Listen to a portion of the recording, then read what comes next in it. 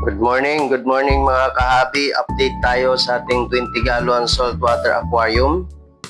Ayan, pangalawang araw na ng ating tomato clownfish ngayon sa ating 20-gallon saltwater aquarium. Ayan, buhay na buhay sila at malakas kumain. Kahapon kumain yan at yung umaga pinakain din natin. Ang tawag pala dito kahabi sa clownfish na to ay si tomato clownfish ang tawag dito. Masigla sila at maayos. Naglagay tayo ng dalawang clownfish. Nagtry tayo mga kahabi ng dalawa munang clownfish para makita natin is okay na ba yung natin 20 gallons. At maganda naman malinaw na siya at okay na, stable na ang kanyang mga parameters. Ayos na lahat. Sa loob lang ito kahabi ng 8 days na pag-cycle, okay na, ayos na lahat. Kahabi, kung gusto mo magpa-set up ng ganito kahabi, i-message mo lang ako sa aking TikTok account kahabi.